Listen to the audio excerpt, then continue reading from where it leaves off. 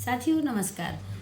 मैं शहनाज जहां, संयुक्त ऑल इंडिया जन आंदोलन संघर्ष न्याय मोर्चा की महिला प्रदेश अध्यक्ष। साथियों, आप सभी लोगों को आज एक खुशखबरी देना चाहती हूँ। संयुक्त ऑल इंडिया जन आंदोलन संघर्ष न्याय मोर्चा जो ठान लेता है वो करके दिखाता है। संयुक्त ऑल इंडिया ने हमारे जन आंदोलन ने कहा था कि हम जमीनी धरातल में लड़ाई लड़ने के साथ साथ हम लीगल की कार्रवाई में भी जाएंगे, और जाएंगे तो उसमें बाकायदा PIL जनहित याचिका ही लगाएंगे। तो साथियों, आज वो सुनहरा मौका हमारे हाथ में आ चुका है और संगठन की तरफ से सुप्रीम कोर्ट में, माननीय सुप्रीम कोर्ट में PIL जनहित याचिका हमारी लग गई है। जनहित याचिका ये 17 सितंबर को लग गई थी, जिसका डायरी नंबर भी आ चुका है। अभी मैं आपको मैसेज पे डायरी नंबर दे दूंगी। बट उसमें जो कुछ खामियां थी, कुछ गलतियां थी, साइट पे जो दिखाया जा रहा था वो भी सारी एक पूरा क्लियर हो चुका है। अब हम एकदम सुप्रीम कोर्ट में बहुत जल्दी इंटर करने वाले हैं। अब हमको फर्स्ट हियरिंग, बहुत जल्दी हमारी फर्स्ट हियरिंग की डेट हमको मिलेगी और सुप्रीम कोर्ट में हमारे वकील लड़ेंगे। और सड़कों पे हम अभी लड़ना नहीं छोड़ेंगे। हम सड़कों पे भी अभी भी हम सुप्रीम कोर्ट में वकील लड़ेंगे और कोर्ट के बाहर हम लोग अपना धरना प्रदर्शन, आंदोलन जो भी है, हम लड़ाई हमारी जारी रहेगी। अब जैसे कि हमें आप लोगों को मैं बताना चाहती हूँ जैसे कि इनके कुछ चाटुकार लोग हैं जो कहते हैं कि पोर्टल बना दिया है सरकार ने।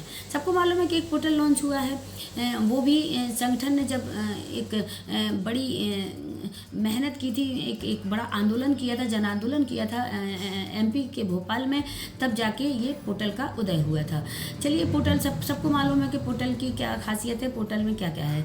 पोर्टल आपको मालूम होगा कि सिर्फ क्रेडिट कोऑपरेटिव सोसाइटियों के लिए ही पोर्टल बनाया गया है। और पोर्टल में अभी तक मात्र 1200 करोड़ रुपए ही बांटे गए हैं। 18 महीने होने को आए। पोर्टल 18 जुलाई 2023 में लॉन्च किया गया था और अभी तक की डेट आप लगा लीजिए 1200 करोड़ रुपए ही बांट पाए हैं। इसकी जो कछुआ की जो चाल है, इसको आप बहुत बारीकी से समझिएगा, क्योंकि देखिए 1,44,00,000 लोगों ने लॉगिन कर दिया था। हालांकि हमने तो शुरू से ही बहिष्कार किया। हम पोर्टल चाहते ही नहीं, क्योंकि हमने पेमेंट जिस प्रक्रिया में जमा किया है वही सरल, आसानी से वही सरल तरीका हमको लेने का भी चाहिए। लेकिन फिर भी लोग नहीं माने। लोगों को कहीं ना कहीं ये लगता है कि शायद चलो ये पोर्टल आया है हमारा, इसी से भला हो जाएगा। तो साथियों देखिए, पोर्टल में 1,44,00,000 लोगों ने लॉगिन किया। 99% लोगों को डिफिशेंसी दे दी, उसको रिजेक्ट कर दिया गया। मात्र 1% या 2% लोगों को इससे पैसा ही मिल पाना है। वो भी पैसा कैसे दिया जा रहा है?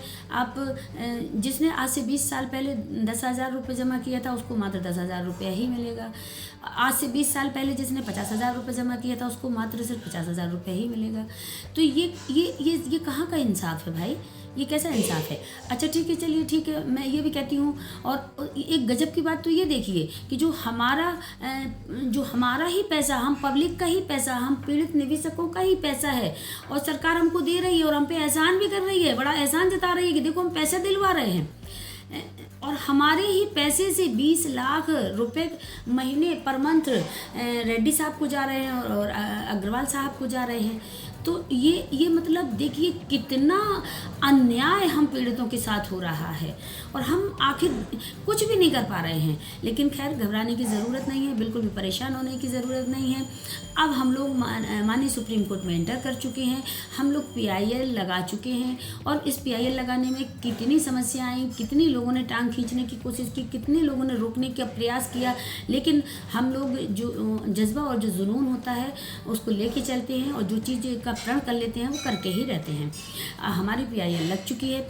अब मैं जो सरकार कह रही है कि, और सहारा का कुछ चाटुकार लोग आते हैं जो कहते हैं कि पोर्टल बना दिया है, पोर्टल से पेमेंट होगा। तो मैं उनसे पूछना चाहती हूँ कि चलिए ठीक है, क्रेडिट कोऑपरेटिव के लिए ये पोर्टल जो आपने बनाया है, बाकी रियल एस्टेट कहाँ जाएगा?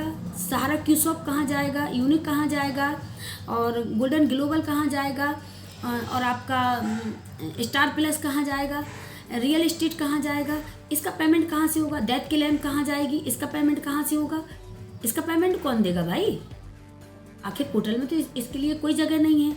तो मैं पूछना चाहती हूँ इस सरकार से, आखिर ये ऐसा मतलब गरीबों का पैसा आखिर देना क्यों नहीं चाहती है। और बल्कि इन्होंने एक आईए लगा लिया। हाई कोर्ट ने इनको आदेश दिया था, सुप्रीम कोर्ट ने इनको आदेश दिया था कि 9 महीने के अंदर आप पूरा 5,000 करोड़ रुपए बांटिए। जब इनको 23 मार्च 2023 को इनको जब पैसा सारा सेवी अकाउंट से सीआरसी को दिए गए थे, तब इनको ये कहा गया था कि ये 9 महीने के अंदर आप पूरा पेमेंट करिए।